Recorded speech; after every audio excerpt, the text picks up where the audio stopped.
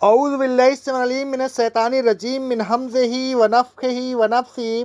बिस्मिल्लाह। दुआ के अहकाम के मुतालिक बयान चल रहा है।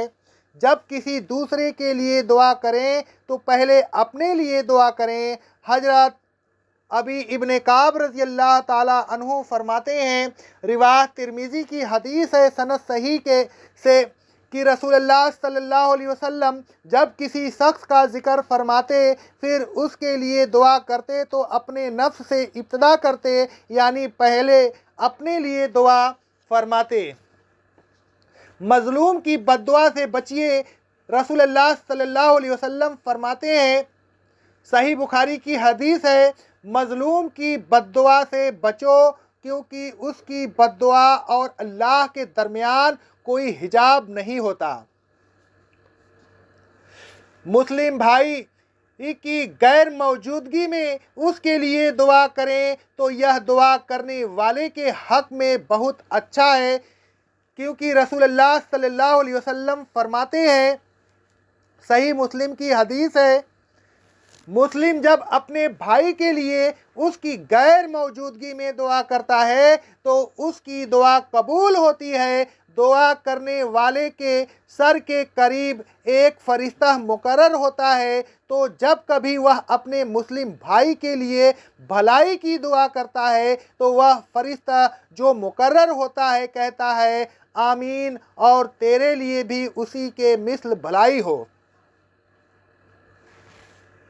अपने अमल साले के वसीले से दुआ मांगना जायज़ है, क्योंकि रसूलुल्लाह सल्लल्लाहु अलैहि वसल्लम फरमाते हैं, सही बुखारी की हदीस है, पहले जो लोग गुजरे हैं उनमें से 3 आदमी कहीं चले जा रहे थे कि उसी असना में उनको बारिश ने घेर लिया।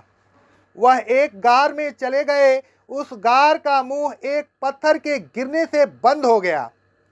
उन लोगों ने एक दूसरे से कहा, ऐ लोगों, अल्लाह की कसम तुम्हें कोई चीज़ निजात नहीं दे सकती सिवाय उसके कि सदक दिल से तुमने जो अमल सालेह किया हो और तुम जानते हो कि उस मामला में सच कह रहे हो, उसके ज़रिया अल्लाह से दुआ करो।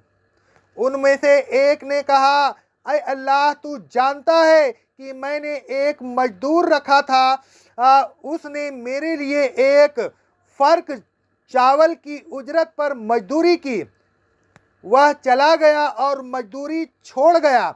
मैंने उस फ़र्क में जो चावल थे उन्हें बो दिया, फिर मैंने उससे बैल वगैरह खरीदा। कुछ अरसा बाद वह मेरे पास आया और उसने मुझसे मजदूरी तलब की। मैंने कहा, यह ऊँट, बैल, बकरी, गुलाम जो तुम देख रहे हो उनके पास जाओ और उन्हें हाँक ले जाओ, यह उसी फ़र्क की आमदनी है। उसने कहा, ऐ अल्लाह के बंदे, मुझसे मजाक न कर। मैंने कहा, मैं तुझसे मजाक नहीं कर रहा हूँ। अलगर्ज वह तमाम चीज़ें लेकर उन्हें हाँकता हुआ ले गया। ऐ अल्लाह, अगर तू जानता है कि यह काम मैंने तेरे डर से और तेरी रज़ा के लिए किया तो उस गार के मुंह को खोल दे। वह पत्थर उस गार से कुछ हट गया। दूसरे ने कहा, ऐ अल्लाह, तू जानता है कि मेरे बड़े बूढ़े माँ बाप थे, मैं हर रात को उनके पास अपनी बकरियों का दूध लेकर आता था और उनसे पहले अपने अहल व अयाल और गुलाम को दूध नहीं पिलाता था। एक रात को इत्तेफाकन देर हो गई और वह दोनों सो गए। मेरे अहल व अयाल भूख से बिलबिला रहे थे, लेकिन मैंने उन्हें नहीं पिलाया जब तक अपने माँ बाप को न पिला लिया। मैंने उनको जगाना अच्छा नहीं समझा और उनको छोड़ना भी पसंद नहीं किया, कहीं वह न पीकर कमज़ोर हो जाएं। मैं बराबर उनके जागने का इंतज़ार करता रहा हत्ता कि सुबह हो गई। ऐ अल्लाह, अगर तू जानता है कि मैंने यह काम तेरे डर से और तेरी रज़ा जोई के लिए किया है तो हम पर से पत्थर हटा कर गार का मुंह खोल दे। पत्थर हट गया, यहाँ तक कि आसमान नजर आने लगा, लेकिन अभी वह बाहर न निकल सके। तीसरे ने कहा, अय अल्लाह, तू जानता है मेरे एक चचाजाद बहन थी जो मुझे तमाम लोगों से ज़्यादा महबूब थी, और मैं उससे इतनी शिद्दत के साथ मोहब्बत करता था जितनी शिद्दत के साथ मर्द औरत से मोहब्बत करते हैं। मैंने उसको अपना नफ्स मेरे हवाले करने की तरगीब दी, लेकिन उसने इनकार कर दिया। 1 साल ऐसा हुआ कि कहत पड़ गया।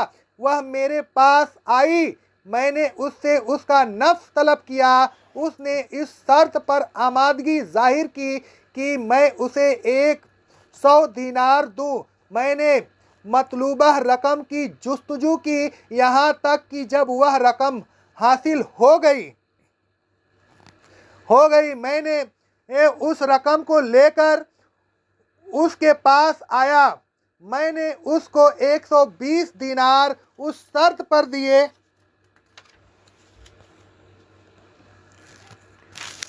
कि वह मुझे अपने नफ्स पर काबू दे। उसने अपने नफ्स को मेरे काबू में दे दिया। फिर जब मैं उसकी दोनों टांगों के दरमियान बैठ गया तो उसने कहा, अल्लाह से डर, मैं उसका काम को तेरे लिए हलाल नहीं करती हूँ।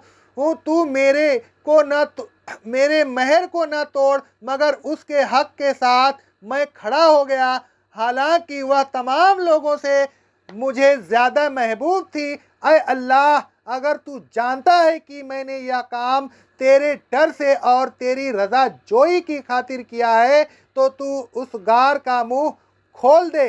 अल्लाह तबारक व ताला ने उसके लिए गार का मुंह खोल दिया और वह लोग बाहर निकल आए। ऐ लोगों, अल्लाह तबारक व ताला को करीब समझिए, उसे हाजिर व नाजिर, समी व बसीर समझिए। बगैर किसी वसीले के उससे तलब कीजिए। उस तक बात पहुँचाने के लिए किसी वसीले की ज़रूरत नहीं, अलबत्ता दुआ की कबूलियत के लिए अपने नेक अमाल का वसीला या किसी जिंदा आदमी से दुआ कराना अहादीस से साबित है और यह जायज़ है। अक़ौलु क़ौली हाज़ा, अस्तग़फ़िरुल्लाह, अस्तग़फ़िरुल्लाह, अस्तग़फ़िरुल्लाह।